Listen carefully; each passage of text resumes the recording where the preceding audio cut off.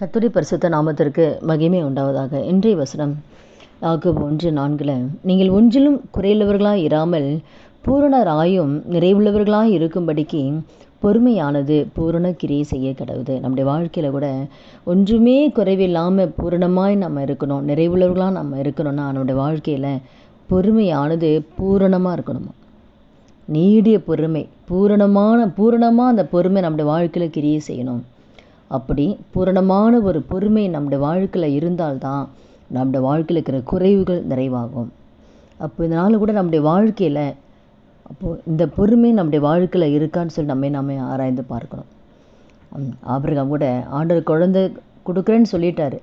ஆனால் 25 வருஷத்துக்கு அப்புறம் தான் குழந்தைய கொடுக்குறாரு ஆண்டவர். அது வரைக்கும் அவர் பொறுமையாய் காத்திருந்து வாக்குத்தத்தம் பண்ணப்பட்ட அந்த பிள்ளையை ஆண்டவர் பெற்றுக்கொள்கிறார். அப்போது அந்த ஆண்டவர் வாக்கு கொடுத்துட்றாரு. ஒருத்தருக்கு உடனே செய்வார், ஒருத்தருக்கு தாமதமாகும். அப்போ ஆண்டு நம்மளோட வாழ்க்கையில் கொடுக்குற வாக்குத்தத்தம் நிறைவேற நம்ம காத்திருந்து அந்த வாக்குத்தத்தை நம்ம பெற்றுக்கொள்ளணும். பொறுமையாய் காத்திருந்து நம்ம பெற்றுக்கொள்ளணும்.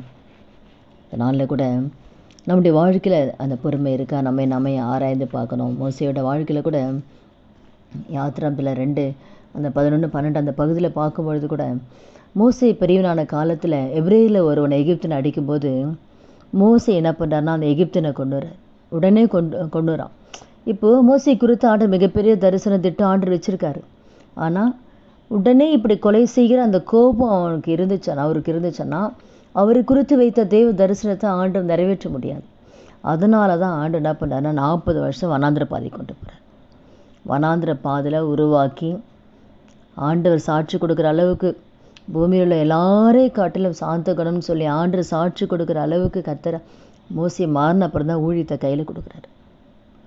அப்போ இந்த கோபம் வந்து உடனே சாகடிக்கிற அளவுக்கு போனால் எப்படி இஸ்ரவேல் ஜனங்களை கொண்டு வர முடியும்? லட்சக்கணக்கான ஜனங்களை கொண்டு வரணுமே, எப்படி முடியும்? அப்போ அந்த கோபம் இருந்தாலும் தேவன் நம்முடைய வாழ்க்கையில் தேவன் வைத்த தரிசனத்தை திட்டத்தை நிறைவேற்ற முடியாது. அப்போ அவர் நம்ம வைத்திருக்கிற தரிசனம் திட்டம் நிறைவேற ஆண்டு எதிர்பார்க்கிற அந்த பொறுமை நம்முடைய வாழ்க்கையில் வேணும். அதனால் கூட நம்முடைய வாழ்க்கையில் நம்மை குறித்த தேவ தரிசனம் வச்சுருக்கலாம், திட்டம் வச்சுருக்கலாம். அப்போ தேவன் எதிர்பார்க்கிற அந்த பொறுமை இருக்கா நம்ம ஆராய்ந்து பார்க்கணும். அதனால் கூட இந்த வார்த்தை கேட்குற ஒவ்வொருத்தர் வாழ்க்கையிலையும் எல்லா வகையிலுமே பொறுமை. குடும்பத்தோட ஏன் பிரச்சனை, சண்டை, கணவன் மனைவிக்குள்ளே ஏன் பிரச்சனை? அப்போ பொறுமை இல்லை. கணவன் பேசினா மனைவி அமைதியாக இருக்கிறதில்ல, மனைவி எதனா சொன்னால் கணவன் அமைதியாக இருக்கிறதில்ல. ஏதோ ஒருத்தருக்கு ஒரு விட்டு கொடுத்து அந்த பொறுமையாக விட்டு கொடுத்து போனால் அந்த குடும்பத்தில் பிரச்சனை, சண்டையே வராது. ஆனால் அந்த விட்டு கொடுக்குற தன்மை கிடையாது, பொறுமை கிடையாது.